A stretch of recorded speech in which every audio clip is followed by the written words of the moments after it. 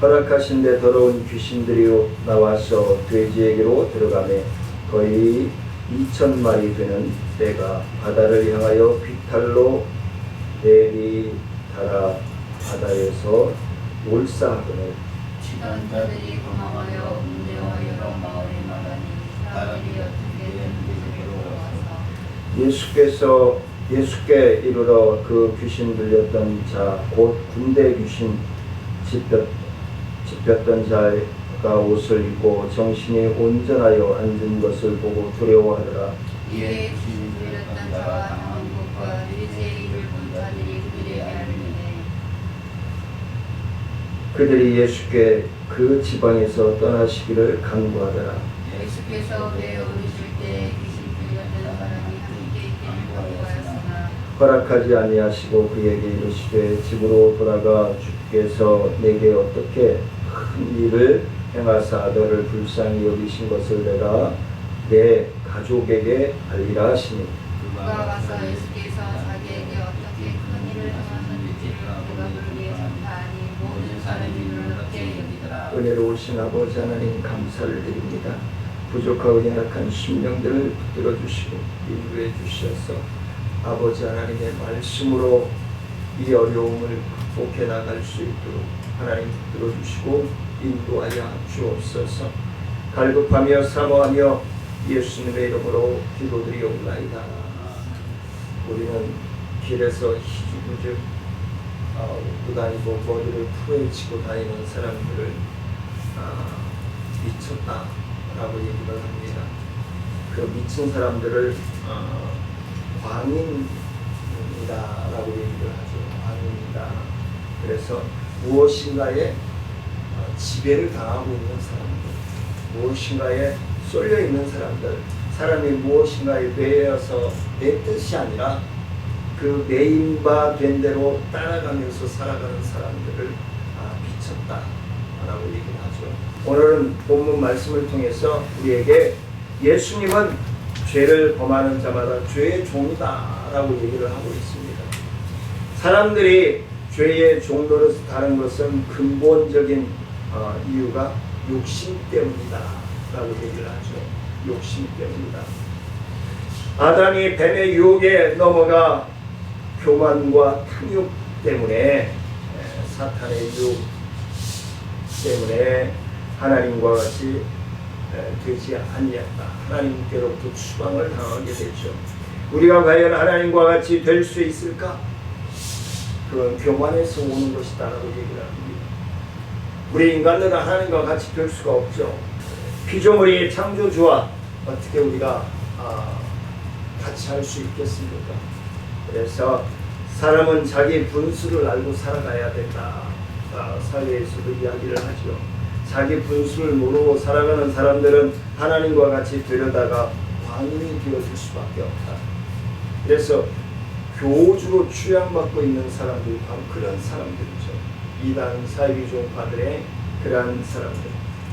결국은 그들을 미쳤다라고 얘기를 하죠. 또 예수 안 믿는 사람들도 그들 보고 미쳤다라고 얘기하고 예수 믿는 사람들도 그들에게 미쳤다라고 얘기합니다. 왜? 지정의 하나님의 말씀을 순종하지 아니하고 어떤 정적인 면에 어떤 광적인 면에 끌려 살아가는 사람들을 우리는 미친 사람들이다 라고 얘기를 합니다. 그러면 오늘 본문에 나오는 귀신 들린 사람을 예수님이 어떻게 대하셨는가? 불쌍히 여기셨다. 불쌍히 여기셨다. 긍휼히 여기셨다. 그걸 다른 말로 얘기하면 사랑하셨다라고 얘기할 수 있겠죠. 불쌍히 여기신 예수님의 모습을 통해서 오늘 우리가 함께 나누고자 합니다. 더러운 귀신 들린 거라사입니다 라고 오늘 본문에 기록하고 있죠. 거라사입니다. 예수님은 광풍을 잔잔하게 하신 후에 갈릴리 바다를 건너서 거라사인의 지방에 이르셨다라고 기록하고 있죠. 거라사인은 열 도시라고 하는 뜻을 가지고 있습니다.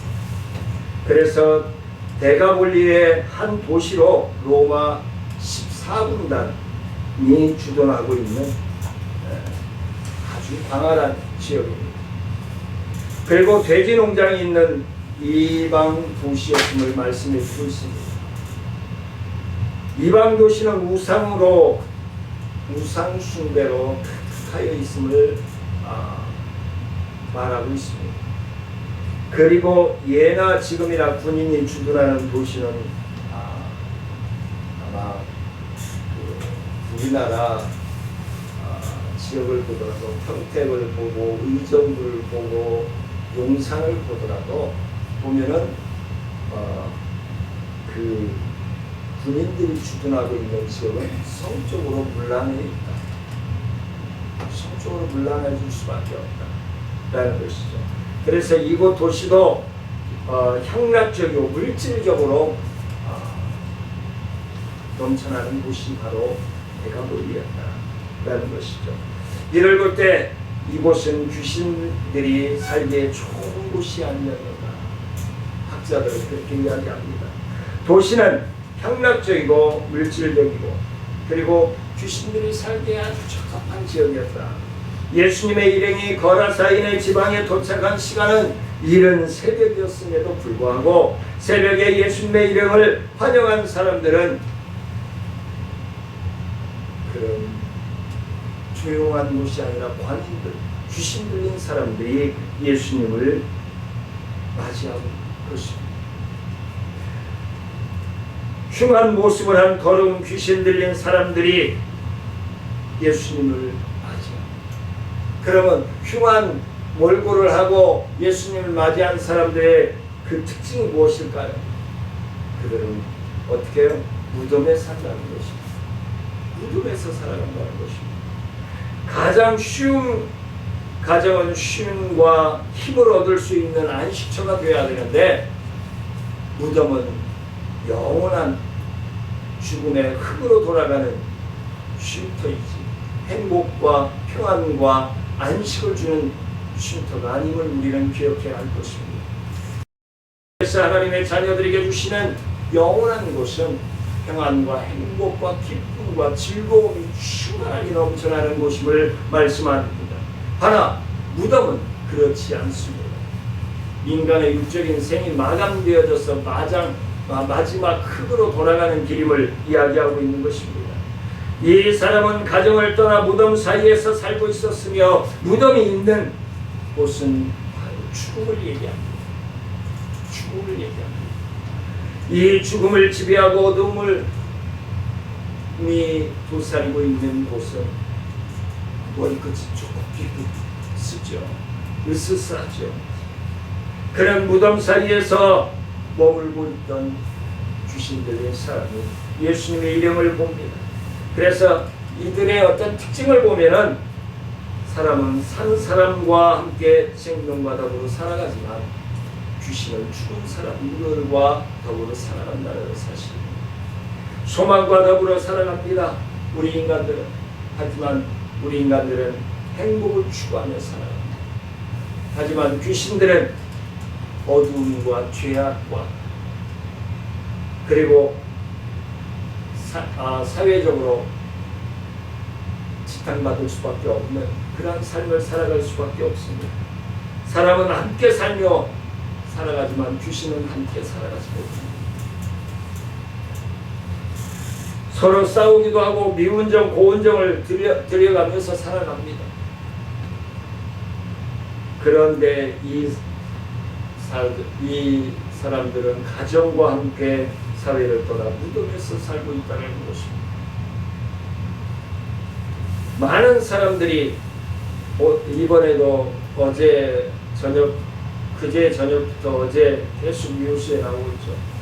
아파트 9동짜리에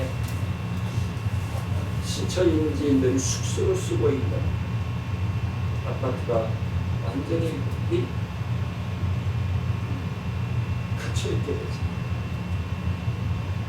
거기는 35세 미만 여성들만 기부할 수 있는 곳이라고 합니다. 그럼 35세 미만이면은 아직 시집을 안 간 아가씨들이 거기에 기부하고 있는 거예요. 본인들은 건강할지 알고 신고도 하지 아니하고 그러고 살았죠. 근데 이 더러운 세계는 아무리 젊은 사람들이라도 그냥 지나치지 않았습니다. 확진자가 63%가 나왔죠. 그 아파트 단지 내에서만. 엄청난 겁니다. 근데 그들은 자기들이 오며 가며 했던 곳을 이야기하지 않습니다. 근데 그들의 핸드폰 GPS 추적을 통해서 그들의 행로가 밝혀지고 있습니다. 그들은 숨기려고 하지만 숨겨지지 않는 겁니다. 거짓은 드러날 수밖에 없습니다. 그래서 대구시장이 강력하게 행정처분을 내리는 것도 거기에서 나오는 것입니다. 두 번째는 귀신 들린 사람들은 옷을 벗고 산다는 옷이 아니죠. 네. 더덕 입고 산다든가 노출을 시키고 삽니다. 물론 요즘은 노출이 문화적인 어떤 상징으로 이야기합니다. 그래서 여름이 이제 날씨가 더워지고 그러면 또 배꼽들 내놓고 다니고 어깨를 드러내놓고 다니고 노출하고 다니겠죠.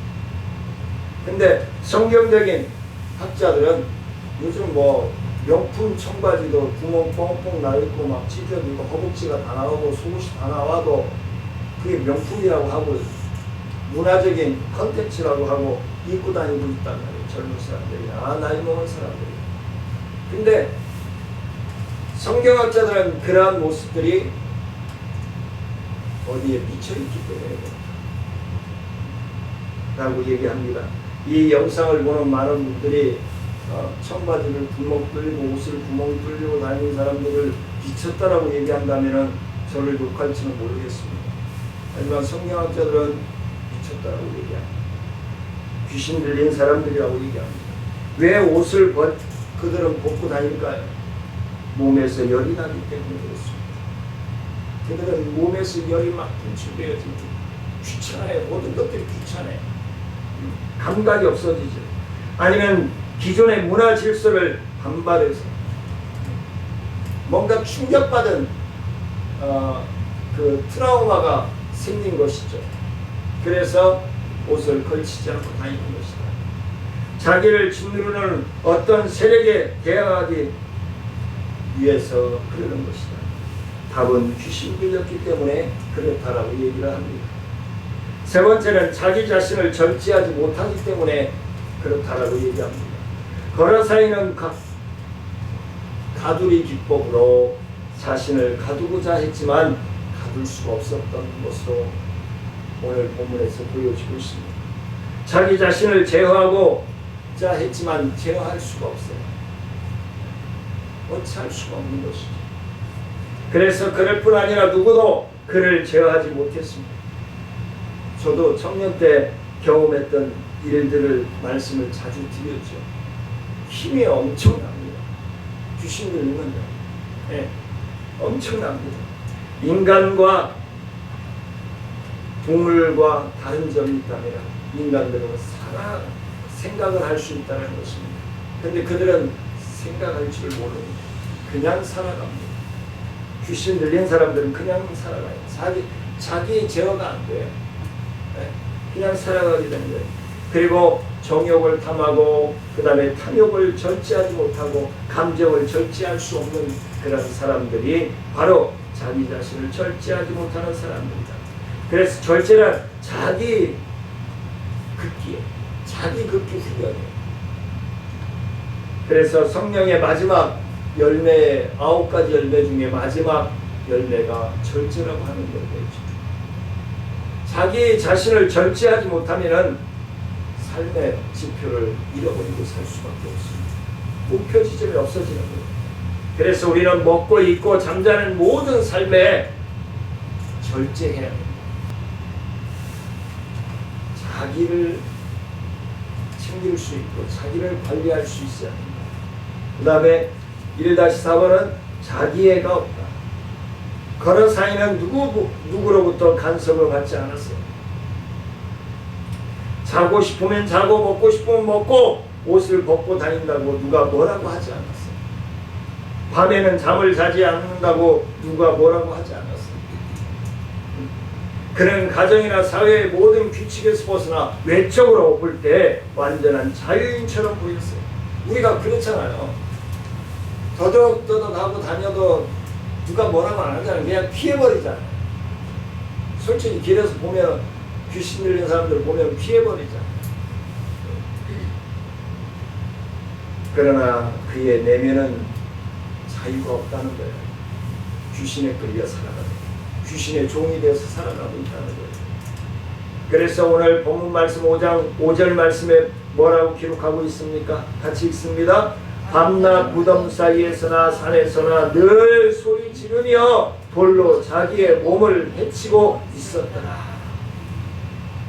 자기도 자기 제어가 안 되니까 막 욥이 기왓장으로 간지러움을 해소하기 위해서 자기 몸을 긁었던 것처럼 돌로 자기 몸을 자해하면서 그 고통을 견뎌나가며 살아요. 그는 불안과 초조, 공포와 두려움에 무덤에서 울부짖으며 살아갑니다. 그에게는 참 자유가 없음을 오늘 5절 말씀에서 말씀해주고 있습니다. 자유는 어디에 있을까요? 요한복음 8장 32절에 말씀하고 있습니다. 예수님은 진리가 너희를 자유케 하리라 라고 말씀합니다. 진리가 너희를 자유케 하리라. 그에게 진리가 없었기 때문에 자유가 없었던 것입니다. 진리란 무엇일까요? 진리는 바로 예수님이십니다.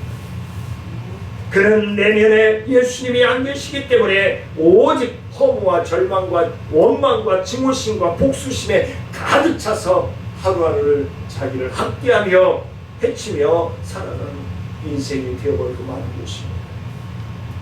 그래서 그는 머리를 쥐어 뜯으며 울부짖으며 고통 속에서 살아가는 사람이 되어버리고 말았습니다. 두 번째는 예수님이 그들에게 뭐라고 말씀합니까? 이름을 물으셨습니다. 너의 이름이 무엇이냐? 사람들은 귀신 들린 거라사인을 부담스러워했지만 예수님은 그를 무서워하지도 않았습니다. 두려워하지도 않았습니다. 예수님은 조금도 부담스러워하지 않고 그들을 만나주셨습니다. 그는 멀리서 예수님을 바라보고 달려와 넙죽절하고 큰 소리를 부르짖으며 5장 7절에서 이렇게 말씀합니다. 큰 소리로 부르짖어 이르되 지극히 높으신 하나님의 아들 예수여, 나와 당신이 무슨 상관이 있나이까? 원하건대 하나님 앞에 맹세하고 나를 괴롭히지 마옵소서 하니. 이 귀신이 뭐라고 얘기해요? 괴롭히지 말래요. 누가 괴롭혔어요? 자기가 자기를 절제하지 못하고 자아를 찾지 못하고 귀신에 매여서 살아가는 그가 괴롭히지 말라고 하는 것은 그런 부정적인 면에서 볼 수 있고, 또 긍정적인 면에서는 뭐예요? 예수, 하나님의 아들 예수, 당신은 이 나를 괴롭히고 나를 압제하고 나를 짓누르고 있는 이 더러운 귀신을 쫓아낼 수 있는 있습니다 라고 하는 긍정적인 표현도 저는 거기다 덧입혀봅니다. 나를 괴롭히지 마옵소서 하니 라고 하는 뜻이 두 가지 모습으로 저는 표현을 하고 싶습니다. 더러운 귀신을 내쫓아 주신 예수님은 어떠한 분이신가? 아까 귀신은 어떠한 특징을 가지고 있는가 함께 나눠보았습니다. 예수님은 어떠한 또 분이신지 우리가 봐야 되겠죠. 첫 번째는 인간의 영혼을 가진 존재로, 인간들을 영혼을 가진 존재로, 그렇기 때문에 그 영혼을 예수님께 터치해 주시면 회복될 것이다 믿는 거예요. 그의 육체는 상할 대로 상하 있으며 마치 동물과 같이 보였습니다. 그러나 예수님은 그도 하나님의 형상을 소유한 귀한 존재로 인정하셨다는 것입니다. 우리가 무엇을 보고 망측하다, 무섭다, 두렵다 라고 하는 것이지만 그 존재 자체를 우리가 인정하고 나아가면 어떻게 돼요? 긍휼히 여길 수 있는 마음이 생깁니다. 긍휼히 여길 수 있는 마음이 생기고 인간을 어떻게 보느냐에 따라서 치료 방법이 달라진다는 것입니다. 인간을 단지 육체적인 존재로만 본다면 인간이 물질로밖에 보이지 않겠죠. 그러나 인간은 육체와 영혼을 가진 고귀한 하나님의 창조 질서 안에서 만들어져 있는 피조물이라는 사실을 예수님은 바라보시는 것입니다. 두 번째는 인간을 파멸시키는 것은 귀신으로 보신 예수님. 하나님의 형상을 가지고 살아가는 영혼임에도 불구하고 귀신에게 매여 빠져있구나. 우리는 이해할 수 없는 행동을 하는 사람들을 자주 보게 되고 더군다나 내 기준에 맞지 않는 행동을 하고 말을 하는 사람들을 우리는 굉장히 싫어합니다. 저 자신도 마찬가지입니다. 근데 너무 고정관념에 매여 살아가면은 내 자신의 발전이 없다는 사실을 우리는 또한 인정해야 할 것입니다. 우리 자신에 대해서 절망하고 사람들을 정죄하고 그리고 인간의 내면에 역사하는 귀신의 존재를 알지 못하기 때문에 빠져드는 거예요. 이단에 빠져드는지 알면은 빠지지 않죠. 6개월 동안 심지어는 6개월 동안 집중 교육을 받고 달달달달 외우면서도 그들 신천지가 이단인지 모르고 빠져드는 거예요. 왜? 이단인지 알고 재산을 빼앗고 성을 빼앗는지 알면은 거기에 안 넘어갑니다. 이제 어쩔 수 없이 빠져든 다음에 공표하고 오픈시킵니다. 그리고 다른 사람들을 끌어들여오고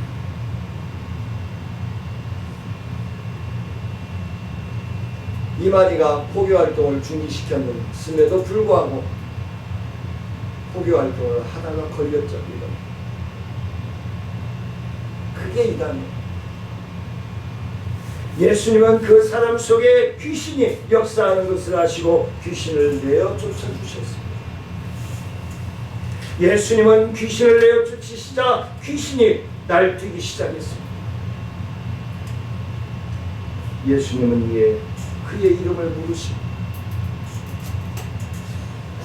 5장 9절 상관절 말씀에서 물으시고 있죠. 이에 물으시되 내 이름이 무엇이냐? 내 이름이 무엇이냐? 그리고 귀신 들린 사람은 뭐라고 대답해요? 9절 하반절에서 내 이름은 군대니 우리가 많음이니이다 라고 얘기해요. 군대는 로마에 지배하러 있는 군대의 6,000명의 군인들을 6,000명의 군인들로 조직되어 있는 군단을 얘기합니다. 6,000명이 속해 있는 군단. 그러면 뭐예요? 그 속에 6,000마리의 귀신이 들어있다는 거죠. 그러면 예수님은 왜 그에게 이름을 물으셨을까요? 왜 이름을 물으셨을까요? 귀신에게 왜 이름을 물으셨을까요? 귀신의 정체를 드러내기 위해서 물으십니다. 정체를 알려고 물으십니다. 귀신의 속성은 속이는 것입니다. 귀신은 교활한 거짓말쟁이입니다. 요한복음 8장 44절에서 말씀합니다. 귀신은 교활한 거짓말쟁이라고 말씀합니다. 따라서 귀신은 어떻게 있어더라도 자기의 존재를 속이고 사람 속에 거하며 그를 고통스럽게 하려고 합니다. 예수님은 더러운 귀신아 나오라! 라고 하셨을 때 귀신은 계속해서 자신의 정체를 속였습니다. 그때 예수님은 그에게 이름을 물으셨으므로 그의 정체를 폭로하셨습니다. 두 번째는 예수님 앞에서 참 자아를 발견하고 있습니다. 예수님은 하나님이시고 이 귀신이 인정했던 것처럼 하나님의 아들 예수여 라고 했던 것처럼 자기의 존재도 발견하고 예수님만이 자기를 치유할 수 있다는 것을 알게 하기 위해서 이름을 물으신 것입니다. 그래서 그는 지금까지 자기가 왜 그런 생활을 하고 귀신에 매여서 살아가는지 알지 못했기 때문에 그걸 깨닫게 하기 위해서 예수님이 이름을 물으신 것입니다. 그리고 자기가 좋아서 그렇게 하는 줄 그는 착각하고 있는 거예요. 왜? 빠져 살고 있기 때문에. 현재의 모습 본래 자기의 모습인 줄 착각하고 살아가는 거예요. 우리가 그러잖아요. 어디에 빠져 살아가다 보면 그 환경이 지배를 받아요. 그 문화의 지배를 받아요. 그리고 그렇게 살아왔던 것처럼 살아가요. 근데 어느 순간인가 나 자신을 되돌아보게 되는 순간이 있을 때 보면 엄청나게 내 본성과 다르게 살아가고 있다는 것을 우리는 보고 깜짝 놀랄 때가 있습니다. 내가 왜 이러고 있지? 라고 생각할 때가 많습니다. 바로 그런 부분을 예수님께서 깨닫게 하시고자 이 귀신에게 이름을 물어보신 것입니다. 인간이 하나님을 배반하고 그 결과 중에 가장 비참한 것이 성경학자들은 자아상실이라고 합니다. 자아상실. 그는 그의 자아상실되었기 때문에 인간이 하나님 앞에 바로 설 수 없음을 말씀하고 있는 것입니다. 하나님은 범죄한 인간에게 제일 먼저 찾아오셔서 그 이름을 부르셨습니다. 어디에서요? 창세기 3장 9절 말씀이십니다. 아담아, 아담아, 내가 어디 있느냐? 내가 어디 있느냐? 물으시고 자신의 자아를 알도록 해주셨다는 것입니다. 세 번째로 예수님이 귀신에게 이름을 물으신 것은 예수님과 인격적인 관계를 맺게 하시기 위해서였습니다. 예수님을 바로 인지하고 그 말씀에 순종하도록 하기 위해서 그에게 이름을 부르신 것입니다. 귀신의 속성은 관계를 단절시키는 것입니다. 아까 말씀드렸잖아요. 우리는 귀신을 보면 아이고 이쁘네 이쁘네 하고 달려들지 않잖아요. 첫째는 더러워서 그 냄새가 나한테 뵐까봐 피해간다. 피해간다. 귀신과 단절시켜요. 귀신. 인간과 인간의 단절, 하나님과의 관계의 단절을 이야기하고 있습니다. 그리고 자신과도 단절을 시키고 자신이 자신을 어떻게 살아가고 있는지를 모르니까 자아를 잃어버리고 사니까 자신과도 단절이 되어져요. 하나님은 범죄한 인간에게 제일 먼저 찾아오셔서 이름을 부르시고 하나님과 올바른 관계를 맺게 되면 부모와 친구와 이과 사회의 관계가 회복되어지고 좋아진다는 것을 말씀해 주고 있습니다. 영혼과 마음과 육신의 건강도 좋아져야 된다는 것입니다. 그래서 예수 안 믿는 얘기하죠. 병은 마음에서 2-3번은 한 사람을 귀히 여기신 예수, 한 영혼을 천하보다 귀하게 여기신 예수, 예수님으로 말미암아 정체가 폭로되자 귀신은 더 이상 그 사람 속에 있을 수가 없게 되었습니다. 그러나 귀신은 순순히 나가지 않았습니다. 귀신은 제발 이 지방에서 내보내달라고 매달리고 간구했습니다. 이때 마침 돼지떼가 산비탈에서 먹고 있는 것을 보자 귀신은 돼지떼들에게 들어가기를 원했습니다. 그 돼지떼가 자연적으로 있는 돼지떼일까요? 물론 농장들이 많고 그랬다라고 얘기하지만 돼지떼가 그 정도로 많이 한꺼번에 치기는 쉽지 않을까 싶어요. 지금도 그런데 그때는 더 했을 거라는 거죠. 나는 하나님께서 이삭 대리로 양을 준비해 주셨던 것처럼 그 영혼을 귀하게 여기셨어요. 돼지떼를 보내주신 것이 아니에요. 저 개인의 말씀에는 그렇게 없지만 저 개인에게는, 그래서 우리가 어떤 어려움에 처해 있다 할지라도 예수님만 발견하면 그 어려움에서 빠져나갈 수 있는, 예수 믿지 않는 사람들도 얘기하지만 쥐구멍에도 뺏길 날이 있다고 얘기하는, 하지만 우리는 하나님의 자녀들이기 때문에 어떤 궁지에 몰린다 할지라도 우리가 예수님만 발견하면 그 돌파구는 그 예비되어 있는 주님의 은혜로 그 어려움을 극복해 나갈 수 있다는 것입니다. 그게 하나님의 자녀로서 우리가 살아가는 은혜 아니겠습니까? 이때 마침 예수님은 그렇게 하라고 말씀합니다. 돼지떼에게로 들어가라고 얘기합니다.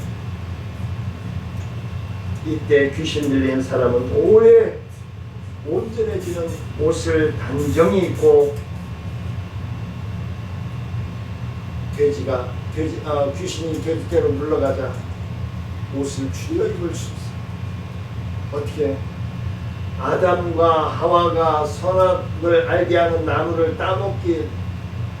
실과를 따먹기 전에는 자기가 발버벗고 사는 것을 몰랐잖아요. 따먹고 나서 어떻게 해요? 아이고머니나 부끄러워라 그랬잖아요. 이 귀신 들렸던 사람도 귀신이 나가자 자기 몰골이 아닌 것을 깨닫고는 머리를 손질을 하고 온 맵시를 단정히 하고 그 예수님 앞에 앉습니다. 예수 그리스도의 이름으로 우리가 죄 사함을 받고 구원의 자녀가 되면은 우리의 자아를 살피고 우리의 목표 지점을 살피고 그리고 생명의 원리에 대해서 영생의 원리에 대해서 우리가 깨닫게 되는 것입니다. 그래서 생명의 원리는 예수 그리스도의 십자가의 보혈의 피를 믿는 것입니다. 그리고 부활을 믿는 것임을 말씀해 주고 있습니다. 마지막으로 세 번째는 사명을 주신 예수님. 귀신 들린 사람에게 사명을 하나님께 주셨습니다. 예수님은 거라사인 지방에 복음을 전하고자 하셨지만 한 사람에게만 복음을 전하고 떠나셔야만 했습니다. 예수님은 배에 오르시자 귀신 들렸던 사람이 예수님과 함께 하기를 간구합니다. 그때 예수님과 함께 가기를 허락하지 아니하시고 그에게 사명을 주십니다. 5장 19절 말씀입니다. 같이 읽습니다.